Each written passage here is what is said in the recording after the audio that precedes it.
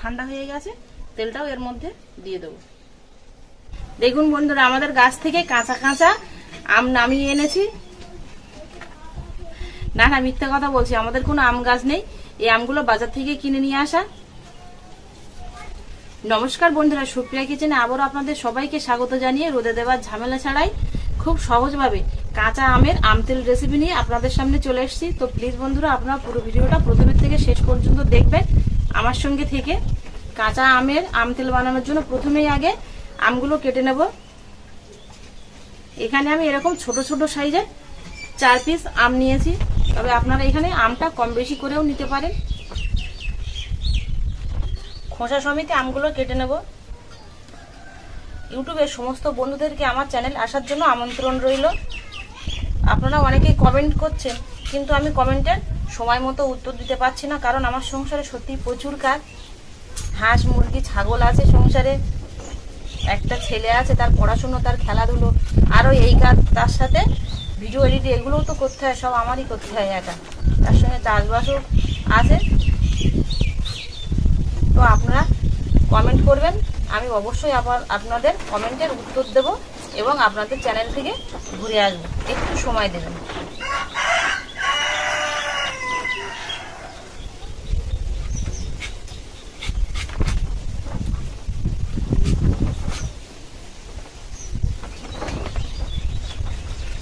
আমি আমগুলো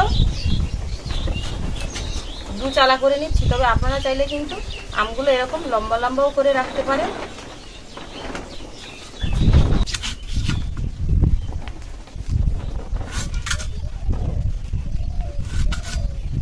আমগুলো কেটে নিয়েছি, এবার পরিষ্কার জল দিয়ে 2-3 বার ধুয়ে নেব, তাহলে আমের যে দেখুন এই যে কষ বেরোচ্ছে, কষটা বেরিয়ে যাবে।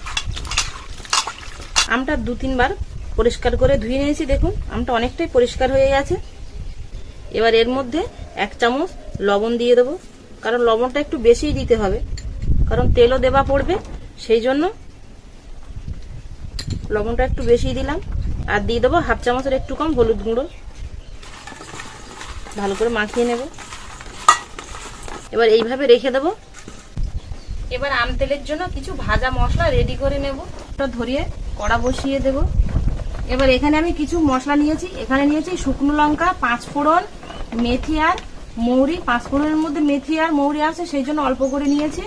5 ফোড়ন নিয়েছি 1 চামচ, আর মৌরি আর মেথি নিয়েছি 1/2 চামচ করে। আর এখানে নিয়েছি দেখুন কারি পাতা। এই সব কিছু মশলা শুকনো কড়ায় হালকা করে ভেজে নেব। কড়া গরম হয়ে গেছে, দিয়ে দেবো মশলা। মশলাগুলো ভাজা হয়ে গেছে, বেশ একটা চটচট আওয়াজ হচ্ছে। এবার নামিয়ে নেব।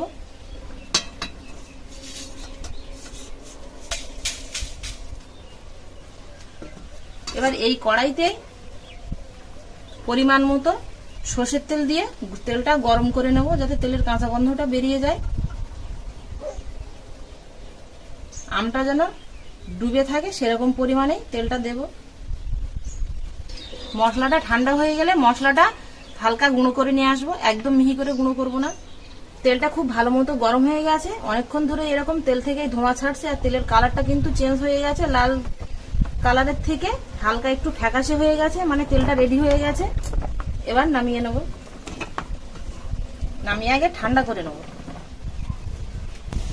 এবার আম তেলটা বানিয়ে নেবো। আম তেল বানানোর জন্য এখানে আমি একটা প্লাস্টিকের কৌটো নিয়েছি, তবে আপনারা চেষ্টা করবেন কাঁচের বয়াম নিতে। কাঁচের বয়াম নিলে কি হয়, তার মধ্যে আম তেল রাখলে অনেকদিন রেখে রৌদ্র দিয়ে খাওয়া যায়, কিন্তু প্লাস্টিকের কৌটোয় তো বেশি দিন রাখা যায় না, খারাপ হয়ে যায়। এখন কৌটোয় আমি এই আমগুলো ভরে নেব।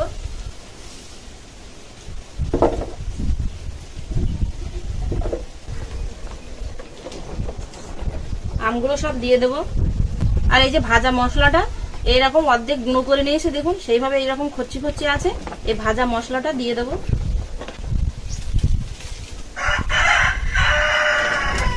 আর এখানে যে সরষের তেলটা ঠান্ডা হয়ে গেছে, তেলটাও এর মধ্যে দিয়ে দেবো।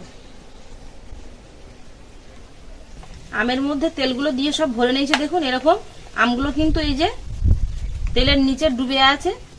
এবার মুখটা এঁটে দিয়ে একটু নাড়া দিয়ে দেব।